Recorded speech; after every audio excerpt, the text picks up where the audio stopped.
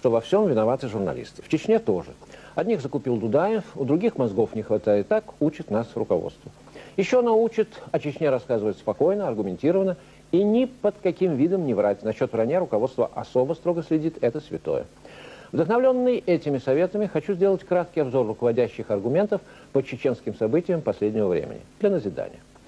На днях всю нашу сравнительно необъятную родину облетела радостная весть. Индонезия заявила, наконец, что считает вопрос о Чечне внутренним делом России. Ну, просто гора с плеч. Можно снова шарахнуть, как любит говорить наш родимый министр обороны, почему-то не обласканный средствами массовой информации. Дайте мне, сказал он однажды, полк на 2 часа, и я решу вашу национальную проблему. Шарахну, и нет ее точечным ударом по опорным пунктам. Ему, конечно, поверили, дали полк, добавили для комплекта танков, там авиации, артиллерии, морской пехоты, с Урала несколько частей, с Дальнего Востока, как под Москвой в 41-м. А что делать, если эти коварные чеченцы всю дорогу нас обманывают? Помните, первые боевые самолеты Чечню обстреливали? Мы им честно, как на духу, не наши это самолеты, не российские, а чьи не знаем, видимость хреновая. А они российские, да российские.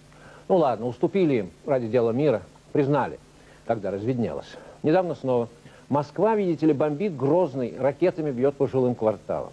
Мы им со свойственным нам блеском интеллекта объясняем: помилуйте, чеченцы, дураку уже понятно, что вы сами себя по ночам взрываете, имитируете. Сознайтесь, на душе полегчает. Не сознаются. Ах, чеченцы, чеченцы, как нехорошо имитировать, стыдобище-то какая. Правда, Ковалев Сергей Адамович, который в Грозном сидит, говорит: да нет, вроде не имитирует, вроде преступления против человечности. Даже вон телеграмму послал. Мы поначалу заверили международное сообщество. Это он для Близиру. Куда денешься, если правозащитник? Обязан осуждать. Но душой он с нами. Честнейший человек Адамович понимает, какое у нас трогательное единство народов начнется, когда мы чеченцам врежем. Как все Москву полюбят до самозабвения. Но увлекся Адамович, переборщил. Тогда мы главный аргумент выкладываем. А чего он раньше молчал? Ну, это довод. Раз вчера Адамович молчал, сегодня можно бить как хотим. Некоторые интересуются, а Гайдар, Явлинский, Элла, опять же, это Памфилова, они-то чего? Ну, тут и ежу ясно, обыкновенная политическая спекуляция, в президенты метят, но честные люди всей планеты, как и в былые времена, с нами. Он Жириновский, никуда не метит, ничем не спекулирует, с нами. Или Баркашов, фашист, фашист, а он всей душой, вот вам и фашист. Так что с аргументами у нас порядок. Недавно по телевизору крупный генерал выступал, так он прямо сказал: как же Грозный не бомбить, если в Чечне больше 1000 преступников скрывается? Что же еще? Некоторые несознательные, правда, опять вопросы подкидывают. А в Москве сколько преступников? Не больше ли? За миллион случайно не зашкалит ли? Отвечаем открытым текстом. Данных точных нет.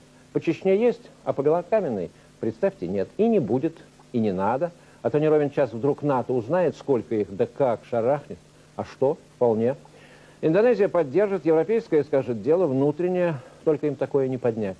Чтобы наших московских бандюк с их формированиями вывести, придется шарахать ежедневно, без перерывов, на обед до конца столетия. Вот видите, когда спокойно и вразумительно, а главное честно, все становится на свои места. И тональность спокойная, как в передаче «Спокойной ночи, малыши». Баю-бай, глазки на все закрывай, за тебя папа думает, он у нас это что-то. Потому что не может человек просто против войны и крови выступать. Обязательно у него для этого свой личный интерес есть. Либо к власти рвется, либо преступнику Дудаеву продался. Несознательные, правда, опять спрашивают: ну ладно, Дудаев преступник, но мирные чеченцы, русские и прочие жители, чем виноваты? Если Дудаев 3 миллиарда пенсионных денег зажилил, зачем же по самим пенсионерам-то бить? Объясняю. Есть 3 способа решения любой проблемы. Правильный, неправильный и третий тот, каким все решает армия. Мы, понятно, выбрали 3-й способ. Он особенно подходит для тонких и сложных национальных проблем. Потому что известно, нет человека, нет и проблемы. И военно-промышленный комплекс в пределе, как говорится, неплохо поработали ребята. Правда, остаются кровь, грязь, ложь, которые не смываются. Человеческая трагедия остается, национальная ненависть на многие десятилетия. Но стоит ли на это обращать внимание? Не проще ли устроить презентацию